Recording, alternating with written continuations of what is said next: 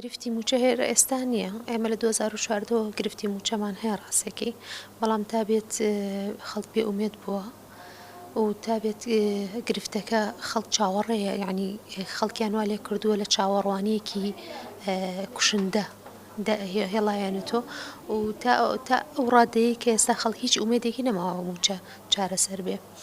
گرفتی موچە بۆچی گەڕێتەوە ڕاستێکی ئێمە وەکو هاوڵاتیەک لێرەوە دانیشین تەحلیل بۆ بکەین بزانین بۆچی گەڕێتەوە بە بۆچوونی من هەموو داواکاری و هەموو ئومێد و هەموو خەونە گەورەکانی میلەتی ئێمەیان کردووە بە موچە یعنی بۆ ئەوەیە تۆ هیچ داواکاریەک هیچ خەونێک هیچت نەبێتەوە تەنها هەمووی بچووک بکرێتەوە لە موچەیە خەڵکێکە بینی ینی ڕاگەاندنەکان من لە ئەکاونتەکەی خۆم ڕاگەاندنەکانم هەمووی ئەنفۆلۆ کردووە نامەوێت هیچ ببینم لەبەر ئەوەی ئەوە نەمبیست ئەمە نەمبیست یعنی تو عەزیەت تەدا توات لێکە هەست بە مرۆڤبوون ناکەی هەست بە کەرامەتی خۆت ناکەی کاتێ ئەو موچە هات و موچە نەهات و لیست نەردرا و ینی گاڵتەجاڕیەک بە میلەت ئەکرێت لە مێژووە ئەمە نەکراوە لە مێژوو هیچ میلەتێک ئەمەی پێ نەکراوەکو حکوومەتەکەی خۆی پێی بکە ئیتر نازانم بۆچی ئەگەڕێتەوە کە حکوومەتی عێراقی بێت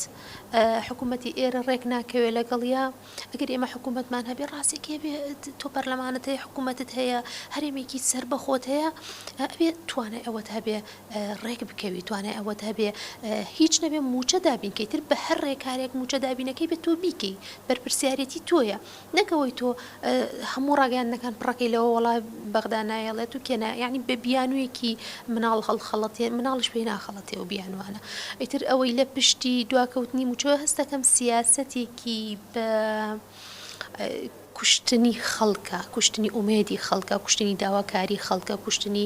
هەموو خەونەکانی خەڵکە هەمووی لە موچە کورد بکرێتەوە هەموو چونکە برسیکردنی میلەت دەست بەسەراگرتنی ئەو میلەتەیە کاتێ تۆ برسیەکەی ئەتوانی دەست بگیری بەسەریە لە هەموو لایەنەکانەوە ئێمەش لە ناو سیستەمێکی ڕاستی سیستەمێکی دیکتاتۆریە بەداخەوە کە ئێمە دیکتاتۆرێتی پەڕێن و ڕژێمی بەعەز ئەوانەی کە دێنە سەر دوای ئەو دێن دروست دەبن چونکە هەڵقوڵاوی پەروەردەی ناو ئەو ژینگە دیکتاتۆریەن ئەوەی لە دوای دیکتاتۆر سەرهەڵەدا ئەوەی لە دوای دیکتاتۆر دەسەڵاتەگرێتە دەسەوە ئەیەوێ وەکو لە باشترین حاڵەتی ئەوێ تەقلیدی دیکتاتۆرەکە بکات بەداخەوە بەغدا دۆستی کورد نییە خۆ دۆستی تۆ نییە باکیشی نییە تۆ بمری لە برسیشات ئەو کێشەی ئەو نییە لە لێتوانێکە سوودانیەڵێ ئەوان پەرلەمانیان هەیە حکوومەتیان هەیە ئەبێ خۆیان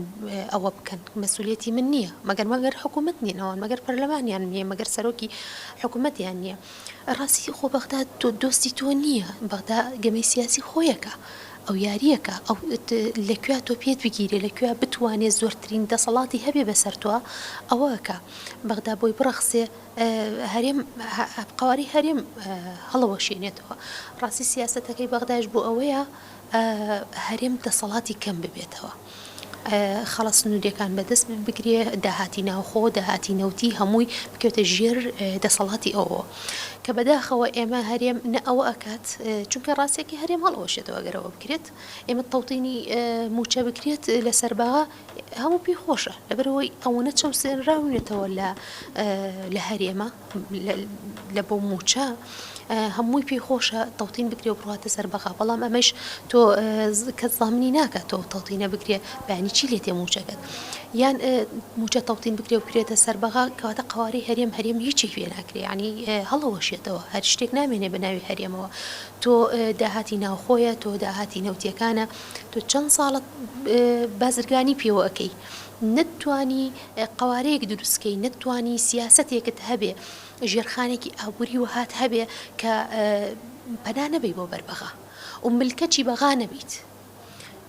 ئێستا میلەت موچەخۆر بۆتە بارمتە کەس خەمی ناخوا یعنی ڕاستێکی هەر سیاسەتە سیاسیە شتەکە موچە گەمەیەکە بە خەڵکەکرێت قەشمەریەکە بە خەڵکەکرێت کە خەڵک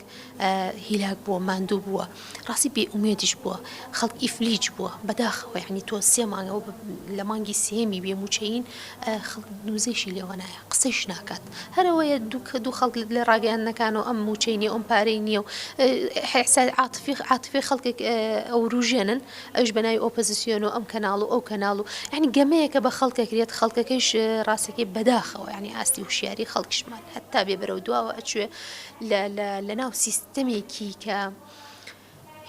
هیچ خەم و باکی ئەوەی نەبووە تۆ میلەتێکی وشار دروستکە یان مؤسسەیەک یان دەوڵەتێک دروستکە بنەمای هەبێت دەوڵەتێک دروست بکات کە بتوانێت پشت بە ئابووری خۆی ببەسێ حتمما تۆ لە ناو سیستەمێکە کە سیستەمێکی پیاوانەیە ژن لێرە پلە دووە بینرێت لە هەر نەهامەتیەکە لە هەر